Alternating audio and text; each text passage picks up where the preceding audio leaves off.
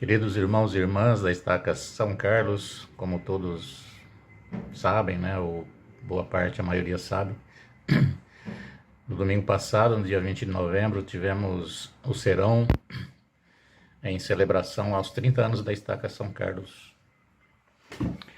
Como um dos presidentes da Estaca, né, que serviu como presidente da Estaca, eu fui chamado para deixar uma mensagem com as experiências que eu vivenciei nesse tempo de chamado. E infelizmente aconteceu algo incomum naquele dia, e eu quero aqui pedir desculpas, pedir perdão aos irmãos, especialmente aos que estavam presentes, porque eu tive uma momentânea crise de pânico ali, travou, não saiu nada, eu me desconectei da mensagem central que eu tinha que passar e depois não saiu mais nada. Peço mais uma vez perdão, desculpas aos irmãos que certamente ficaram frustrados, assim como eu fiquei muito frustrado por não ter conseguido. Estou bem agora e gostaria então de deixar gravado aqui nesse vídeo pelo menos parte da mensagem que eu gostaria de ter compartilhado lá. Foram muitas as experiências durante esses 8 anos e 7 meses, quase 9 anos, como presidente da Estaca São Carlos. E era um chamado, quem me conhece mais de perto sabe que eu não almejo chamado, eu não almejo proeminência na igreja. Minha família e eu temos mais de 32 anos de membros da igreja, e o que eu procuro é crescer, me desenvolver espiritualmente no conhecimento dos princípios que eu aprendi desde o início na igreja. Plano de salvação, aumentar a minha fé e o meu testemunho na expiação do Salvador Jesus Cristo. Mas os chamados na igreja também são inerentes à nossa, muitas vezes, a maioria das vezes, são inerentes à nossa condição de membros da igreja. E outra coisa que eu aprendi, que eu tenho comigo, que eu carrego comigo, é não dizer não a um chamado na igreja, servir em qualquer que seja o chamado na igreja. Pois bem, um chamado como o de presidente da Estaca nos traz grandes responsabilidades e geralmente nos traz um sentimento de inadequação pelo peso, pela responsabilidade que é. Nós estamos estudando Jeremias e eu estava ponderando aqui sobre o que o Senhor falou para Jeremias quando ele foi chamado como profeta do Senhor. Em Jeremias 1, de 5 a 8, eu gostaria de relembrar com os irmãos aqui. Antes que te formasse no ventre, te conheci, e antes que saísses da madre, te santifiquei, e as nações te dei por profeta. Então disse eu, Senhor, eis que não sei falar, porque ainda sou um menino. Jeremias falando. Porém, disse-me o Senhor, não digas que és um menino, porque aonde quer que eu te enviar, irás, e tudo quanto te mandar, falarás. Não temas diante deles, porque estou contigo para te livrar, diz o Senhor. Eu, evidentemente, não fui chamado para ser um profeta do Senhor, mas o chamado de presidente da Estaca é um chamado muito grande, de muita responsabilidade, de um peso enorme, responsabilidades enormes e também de grandes bênçãos. Então, apesar de não me sentir adequado, não me sentir preparado, a gente dificilmente está. Eu entendo que o chamado vem do Senhor e é uma grande responsabilidade, realmente. E eu entendo, principalmente com essa escritura, que é o Senhor que está à frente de tudo isso, então o que Ele mandar, nós vamos ser instrumentos nas mãos dEle para fazer. E aonde Ele mandar, nós iremos, porque sabemos que estamos a serviço do Senhor. Iremos ser instrumento em suas mãos. Em fevereiro de 2013, o Helder Massagard veio para reorganizar a estaca. E então é um processo, né, realizado em 2 dias de conferência da estaca, porque o presidente Breno Oliveira estava sendo desobrigado porque mudou para Ribeirão Preto. Na ocasião eu era seu conselheiro, segundo conselheiro. E no processo muitos irmãos são entrevistados, os bispos, os membros do Sumo Conselho, outros líderes são entrevistados. E a partir dali o Senhor revela a sua vontade para indicar quem vai ser o próximo presidente da estaca. Recaiu sobre mim então o chamado. No sábado eu me preparei acordei, me preparei para ir para as entrevistas na capela. E no momento que eu me levantei, estava orando, a Marlene, minha esposa, passou em frente ao quarto e me viu de joelhos orando. E depois que eu fui chamado, ela me relatou que ela viu sobre meus ombros, ela sentiu que estava sobre mim um peso muito grande. E ela pôde saber ali que eu iria ser chamado presidente da estaca. Como eu disse antes, eu não almejo chamados na igreja, mas estou relatando essa experiência, né? Porque é uma experiência marcante, sagrada para mim. Porque ela sentiu isso e me relatou depois, indicando mais uma vez que o Senhor é quem chama, é Ele que sabe, é Ele que revela a sua vontade. É Ele que torna as coisas fracas em fortes, né? Então, essa é uma das experiências que eu tive no chamado.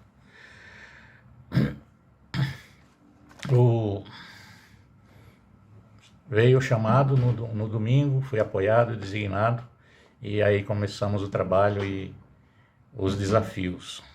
O grande primeiro desafio veio um ano depois, aproximadamente, quando eu passei por uma cirurgia, que a maioria dos irmãos também sabe, em que houve complicações, eu fiquei muito mal, debilitado e fiquei em casa por muito tempo. E os conselheiros que foram chamados na época, que estavam servindo na época, o presidente Oliveira e o presidente Bernaldes, conduziram o trabalho da estaca nesse período em que eu estive ausente. Gratidão enorme a eles e a tantos outros irmãos da liderança, do Sumo Conselho, os bispados nas alas, que seguraram com mãos firmes aí o trabalho, período em que eu estive muito mal. E aqui também eu queria relatar alguns acontecimentos durante o período em que eu estive doente.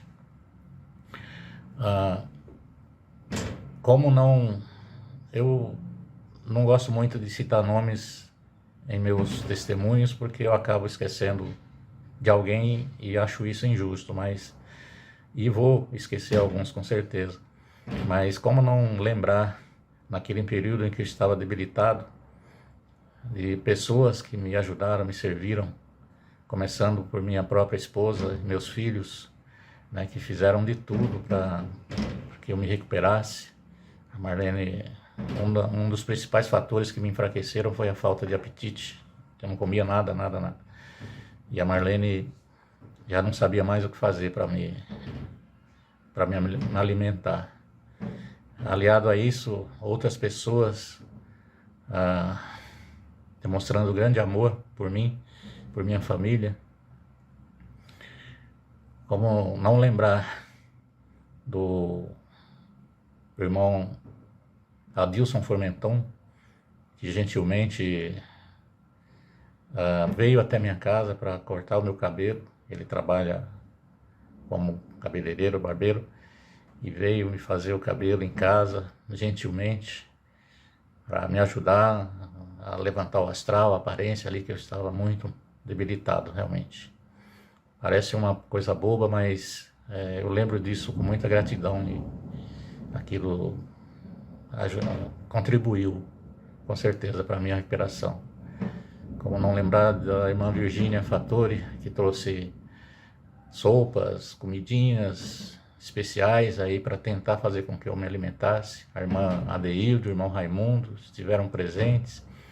a irmã Priscila Borges, filha do Albérico, enfermeira, que veio me dar apoio, irmão Júlio César Nagriati, irmão Minuti, irmão Daniel, pessoal da área da saúde, a irmã Keila, nossa irmã saudosa Keila, esposa do Franz, que esteve na Santa Casa, me visitando.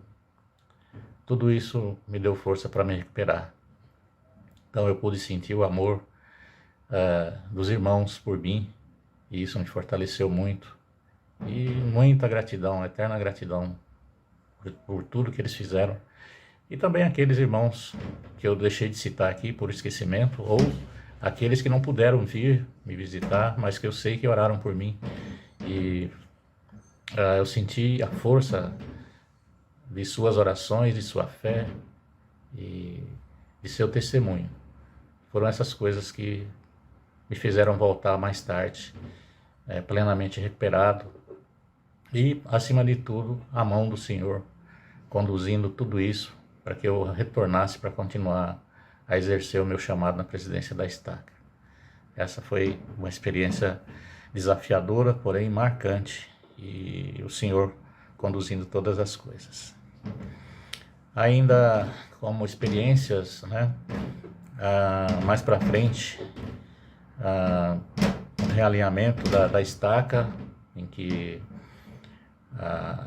o objetivo era fortalecer o sacerdócio, fortalecer as unidades, as alas da igreja aqui em São Carlos.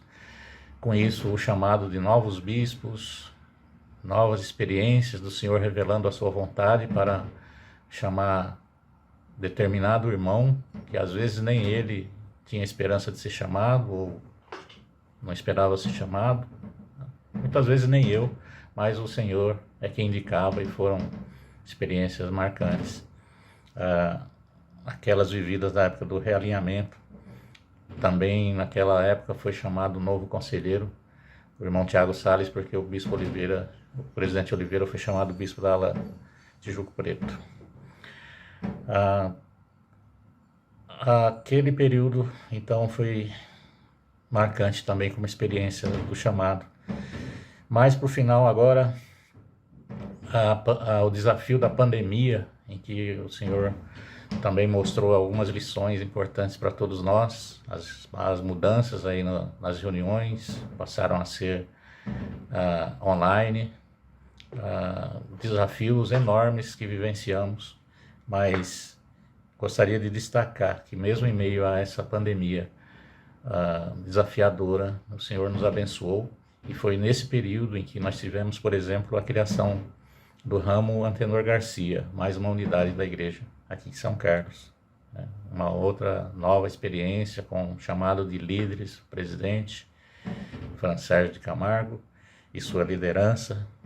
Foram momentos realmente especiais, e todo o processo na condução da criação do ramo foi realmente inspirador. Ainda voltando um pouquinho no período em que estive doente e daí para frente, uma experiência que me marcou bastante foi o chamado de missionários.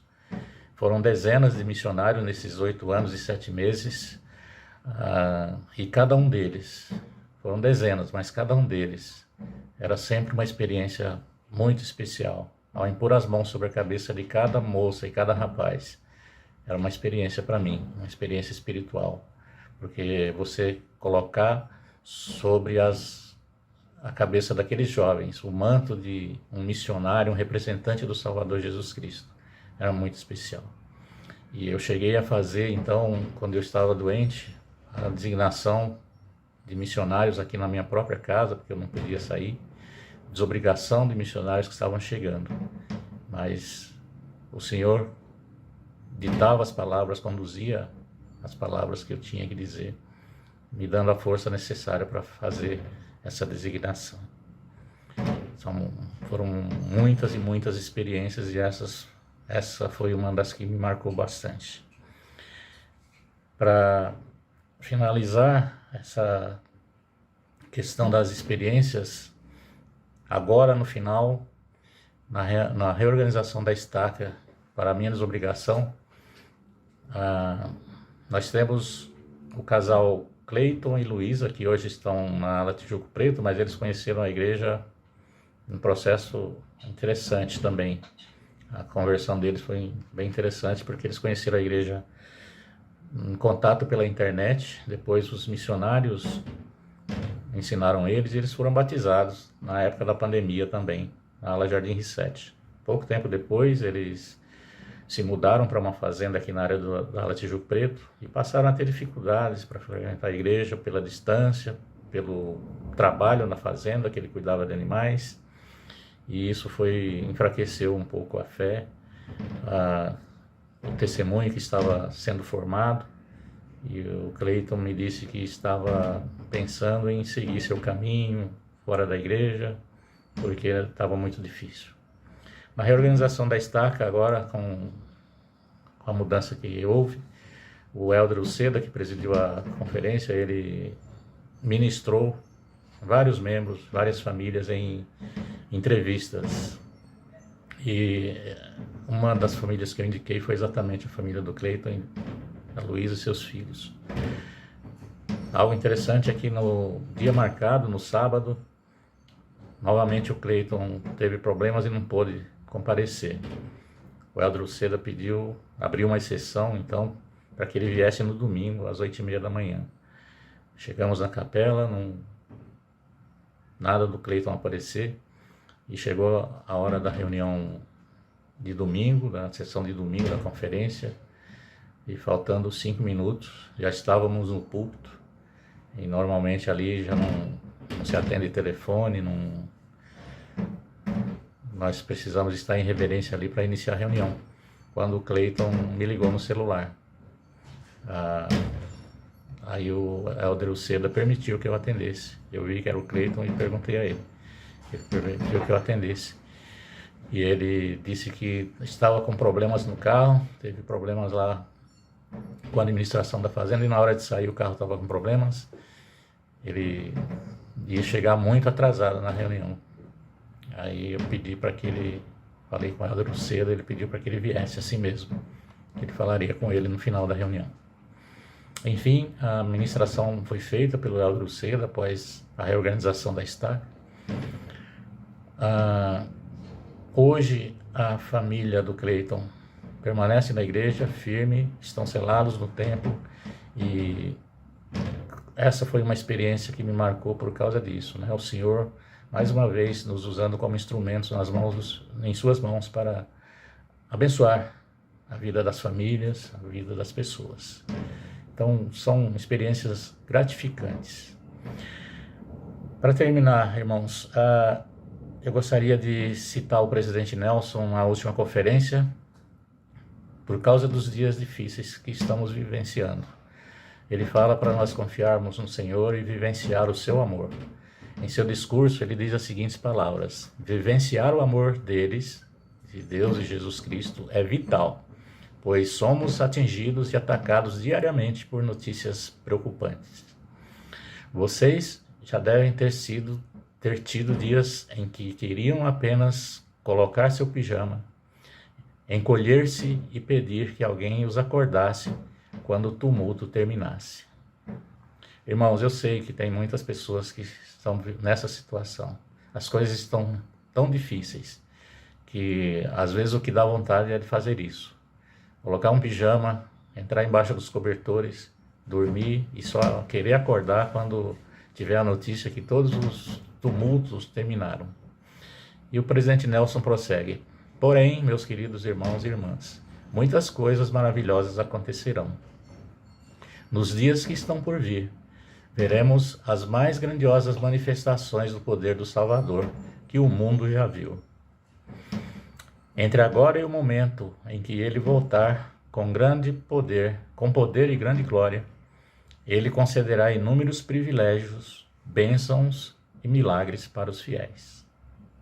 Eu encerro com essas palavras do presidente Nelson, deixando o meu testemunho de que nós precisamos ter fé em Jesus Cristo, esperança de dias melhores e acreditar que Deus nos ama. Assim nós venceremos os desafios que estão em nossa vida e os que ainda virão. que nós possamos trabalhar, continuar a perseverar, para que a Estaca São Carlos possa continuar a crescer, que nós possamos deixar o nosso legado para as gerações que virão aqui na Estaca São Carlos, e que nos próximos devocionais que vão celebrar os anos de existência da Estaca, estejam registrados o nosso esforço e o nosso legado. Testifico que Cristo vive, que Ele nos ama. Deus vive, é nosso Pai, e Ele nos ama. Em nome de Jesus Cristo. Amém.